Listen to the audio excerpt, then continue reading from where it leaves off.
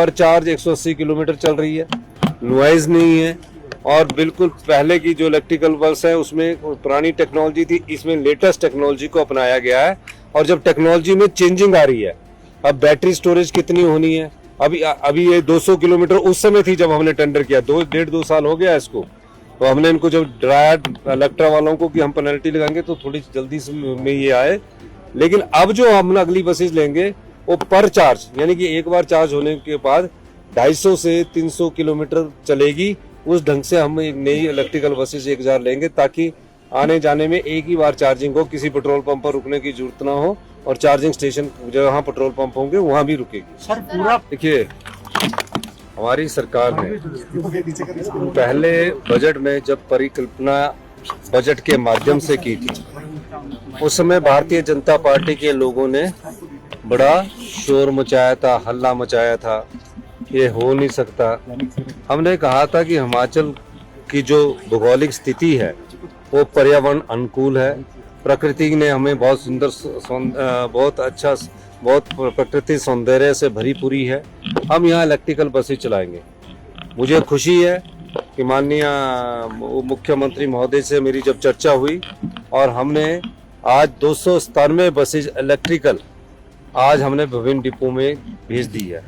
अब हमारे पास 500 बसों का फ्लीट इलेक्ट्रिकल का हो गया है।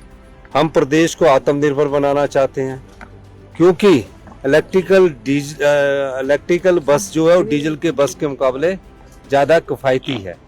इलेक्ट्रिकल बस में हमारे पर किलोमीटर खर्चा सब स्टाफ सूप का मिलाकर 36 या 38 रुपए किलोमीटर आ जाता है, और जो डीजल बस है उसमें हमें तकरीबन 86 रुपये, 76 से 86 रुपये के बीच में पर किलोमीटर खर्चा पड़ता है।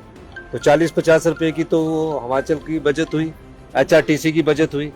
तो प्रदेश कैसे आत्मनिर्भर बने, इस दृष्टिकोण से हमने ये इस चीज को सोचा है। और मुझे खुशी है कि अब विभिन्न विधानसभा में बिना नॉइज के, मैं आपसे एड्रेस कर रहा हूँ, बिना नॉइज के ये बसें जा रही है। अगर डीजल बस होती तो आपकी और हमारी बात ही ना सुनाई देती।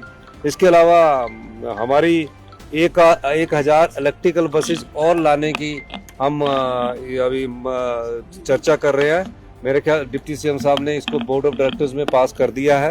इसके अलावा हम आने वाले समय में जो फ्यूचर की टेक्नोलॉजी है, 100 हाइड्रोजन बसेस के बारे में भी विचार कर रहे हैं, क्योंकि ताकि हाइड्रोजन बसेस जो आए और हाइड्रोजन बसेस के माध्यम से हम हिमाचल प्रदेश की जो वातावरण है, प्रकृति है, उसको बचा सके।